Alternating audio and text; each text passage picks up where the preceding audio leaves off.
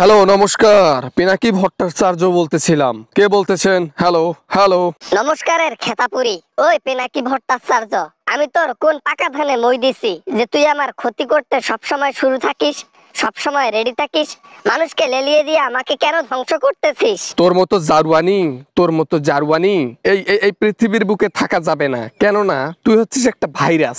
তুই যেখানে যাবি ভাইরাস ছড়াবি, যেখানে যাবি মানুষকে হত্যা করবি, যেখানে যাবি মানুষকে ধ্বংস করবি। এই জন্য তোকে উৎখাত করার মাথায় প্ল্যান নিয়েছি।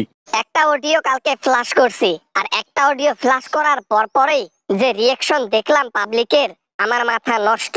পুরো মাথাটা আমার নষ্ট করে দিয়েছে, সবকিছু ভেঙে মুচড়ে ছারকার করে দিল। হাসিনা, সবে মাত্র তোমার পতনটা শুরু হয়েছে। এটা দ্বিতীয় পতন বলা চলে। যখনই তুমি দেশে আসার কথা বলবা, যখনই তুমি কোনো আন্দোলনের সিস্টেম করবা, যখনই তুমি কর্মসূচি দিবা, তখনই তোমার ধ্বংসের এক একটা পথ শুরু হবে।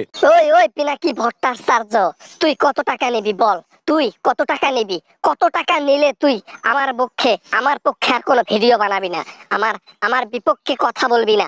বল, কত টাকা নিবি? টাকা যদি নিবারই হতো, আজ থেকে আরো 10 বছর আগে টাকা নিয়ে কোটিপতি হয়ে বসে বসে খাইতে পারতাম। ঠিক আছে, মনের মধ্যে সততা আছে বিধায় কিন্তু টাকা নেই নাই। টাকা নেই নাই এর মানে এই যে আমি কখনো দেশের মানুষের খারাপ চাইবো না, দেশের মানুষের ভালো চাইবো, যা করা লাগে করব।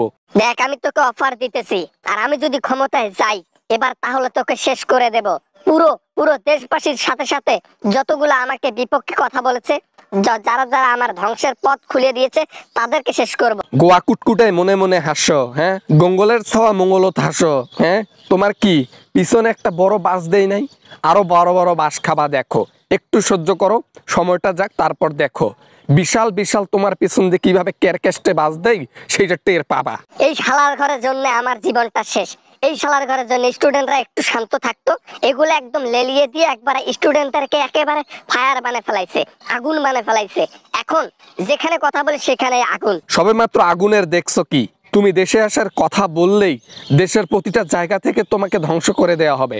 আজকে বিল্ডিং আর ছবি সংস্কার করা হয়েছে, কালকে দিল্লিতে গিয়ে জনগণ একবারে তোমাকে তুলে নিয়ে বাংলাদেশে এসে তোমার পিছনে বড় একটা বাস দিয়ে স্মৃতিসৌধে দাঁড় করায় রাখবে। আবার বলিও না, লেকচার মারবা না।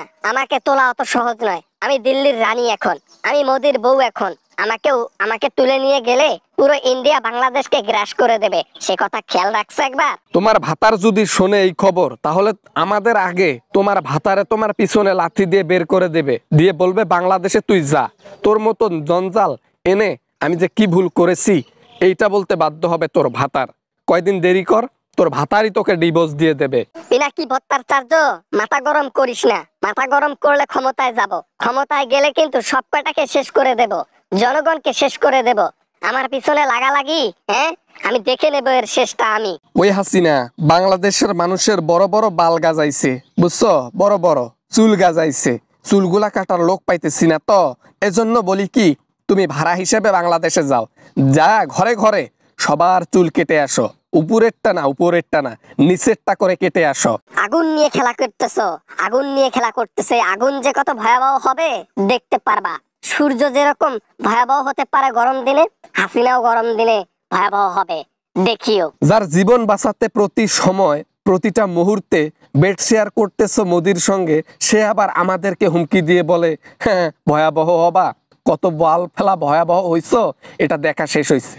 বুকে যদি অ্যাকচুয়ালি দম থাকে, বাংলাদেশে ঢুকে দেখাও, তুমি দেখবো তখন। আসসালামু আলাইকুম বন্ধুরা, আশা করি সবাই ভালো আছেন। আমিও অনেক ভালো আছি। ভিডিওটা কেমন লাগছে তা কমেন্ট করে জানাবেন। ভিডিও ভালো লাগলে একটা লাইক করবেন, আর বন্ধুদের সাথে শেয়ার করতে ভুলবেন না। দেখা হবে এরকম আমেজিং এবং হাসি ঠাট্টা কমেডি নিয়ে আবারও আপনাদের সাথে। ততক্ষণ পর্যন্ত সবাই ভালো থাকবেন, সবাই সুস্থ থাকবেন। খোদা হাফেজ।